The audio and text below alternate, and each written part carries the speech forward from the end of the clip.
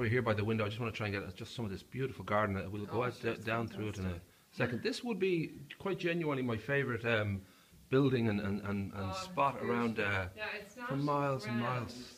Yeah. It's kind of a simple building, but it is Yeah. beautiful. Well, I did read Georgian, built in 1782 by John Darva, former mayor of Dublin. Yeah, that's right. I can read now. I've developed myself very well now. I can read. But yes, I should say, Sister Miriam, of course, you've been here for how many years? I think I'm going into my 12th. Wow. I came in October. Right. 11 years last October, yeah. And is it true you won the place in a poker game? Was that? If only that were true. No. But the Luisne Centre For Spirituality was 2004 or 2008, I think. I forget now which. It's set up, I think, here. Was that yeah, well, I started it off, but it was in a very small way at the beginning. You know, the first year I came, I kind of took it easy. And there was a whole community of sisters living here at the time. Right. So any courses that I ran, I had to run them up in the school. So I had to hawk everything up there and then hawk everything back. So actually, we'll take a walk out and we can sort of see the outside as we explain. But did you kind of have it in your heart from the start? Well, this is what I want to do, or did it all sort of fall together organically? Well, what happened was, my background is education, and I taught in the States, and I was principal in school in the States. Whereabouts in the States? Oh, well, different places. But the last place I was 13 years was Tiburon. Near San Francisco. Nice spot, I would have thought. Absolutely gorgeous. I love San Francisco. I loved it. I loved it. So anyway, I came back basically because of my parents. They were getting very old, you know, and my mother had Alzheimer's. Right. So I felt they took care of me when I couldn't take care of myself. Of course, so my turn. But, I might step back here and see this. I did. I hadn't been able to do a sabbatical while my parents were alive. Right. And then I did one after they died in 2000, and I was out in the Sophia Centre in Oakland, California. Oh, right. And that was where I was exposed. Well, I always thought America was it was a place for creativity and ideas. Yeah. And I loved all that. And it just, now I had heard something about the universe story, but kind of they did a lot on it.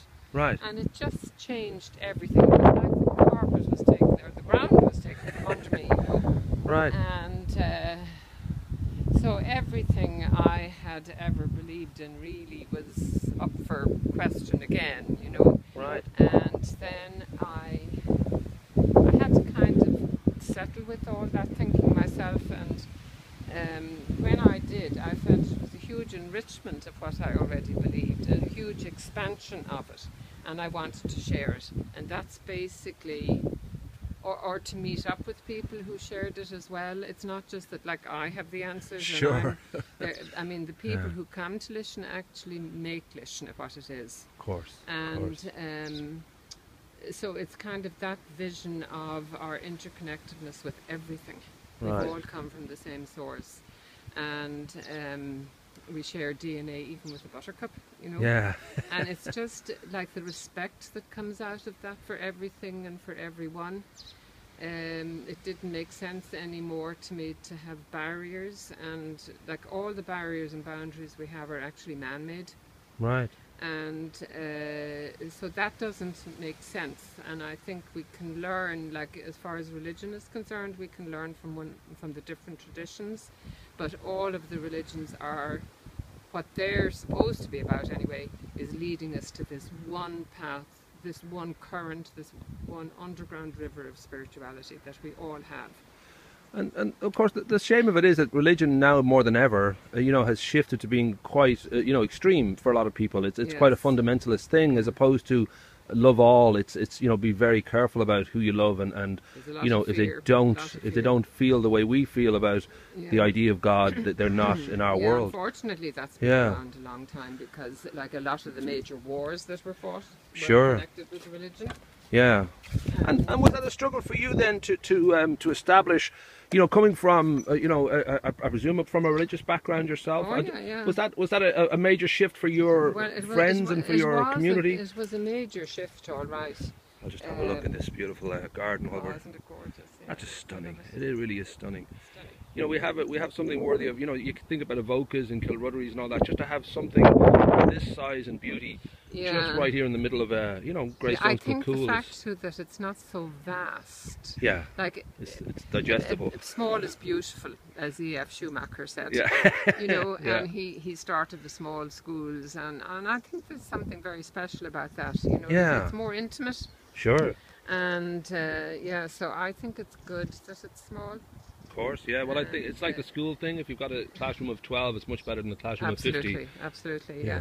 But I think too, like I often said that when I came here, and I still have the sense of awe of the beauty of the place, but I used to say, it's here to be shared. It's not just for us. Sure. You know, Yeah. we need to share it and let people in. And I have worked on that a lot, trying to break down the barriers, you know, like, we are a good bit in from the road, which is a bit of a disadvantage, you know, but I'm trying to break all that down by having people in for different things. Well, it's perception as well. People perceive, I think, any kind of organisational, well, they have ideas about any kind of, you know, hippie kind of organisations that do, you know, drum weaving and basket banging, whatever it might be, and they've also got preconceptions about any kind of religious connotation. So I think people have this natural fear of not belonging, and also not, you know, not really sure what they're getting themselves into. Yeah. I think it's so important to realise that it is very inclusive. It's the very nature of it is inclusive. Who comes is welcome, you know, and if we can help anybody at all, or if they can help us, we're open to it all. I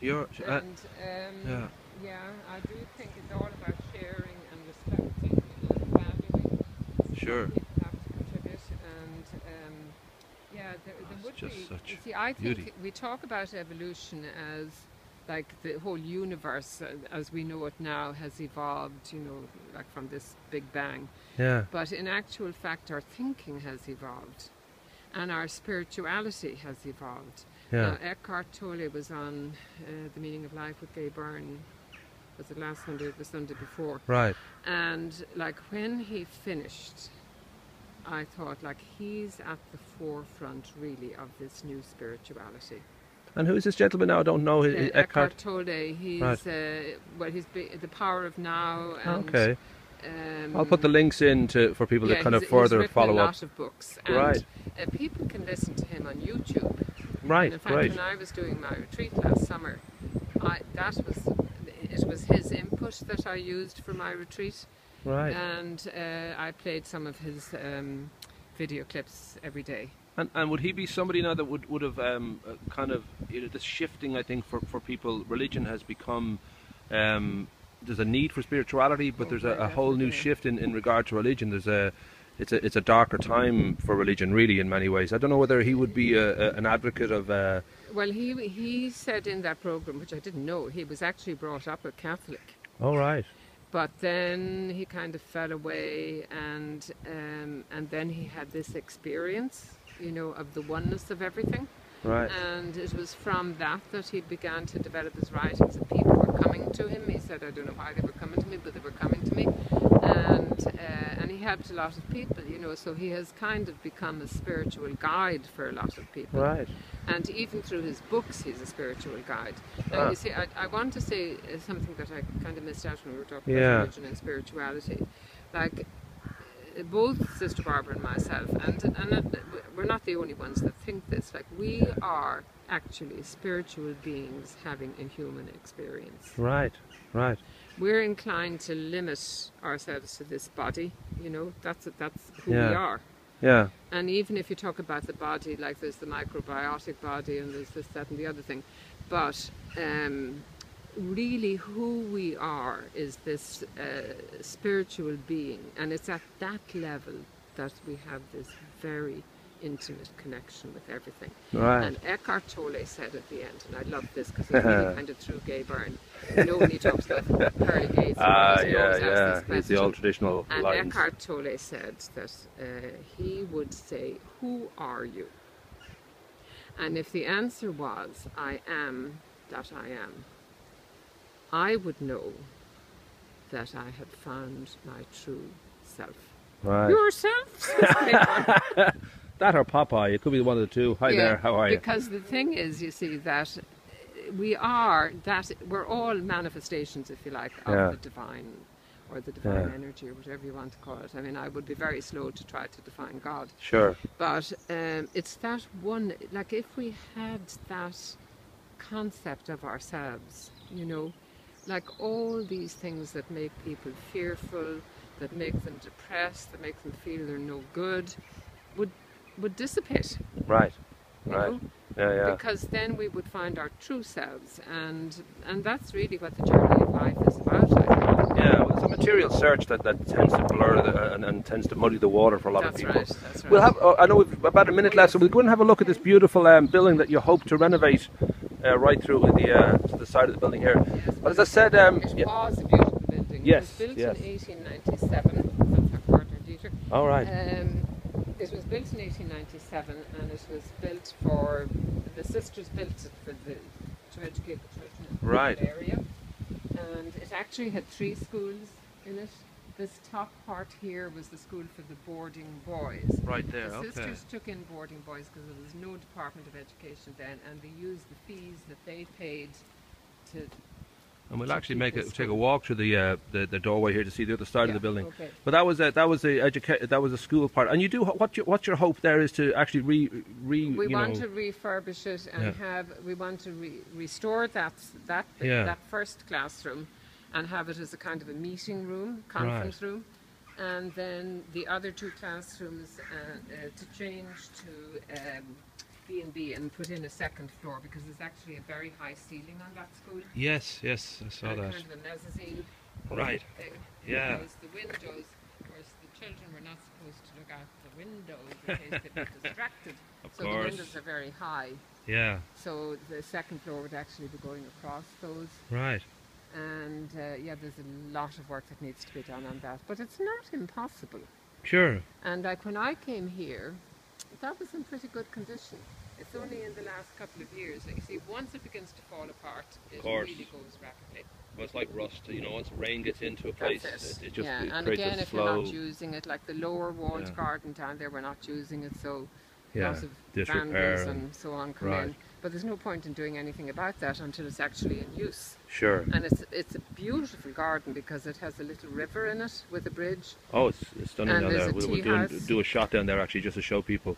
But the idea then of fundraising, obviously people go to your main website, they can see the activities that are here. There's a huge amount of brilliant classes and workshops and so forth. And is that really the best place to keep an eye on how they can kind of contribute or how they can get involved? The website, Facebook, we have a Facebook page, and and then if they're on our database, and they can be on our database by requesting to be on it and giving us their email address. I send out a newsletter once a month. Which kind of brings them up to date as well. Okay, and of course your good self. Well, on the guide now, I'm going to say we'll include all the links as always, just to anything that's going on, and just to give people an idea. There's a beautiful annual event now. I think it's one of the highlights of the summer, which is beautiful. But I think it's a property that shows off just exactly what's here and the kind of good feeling a place like this should. The potential is huge. Yeah. We hope also to be in a position to buy or at least lease the land from the congregation and to have farming on it, and to raise money through the farming, the products. There's a group called the Murrow Community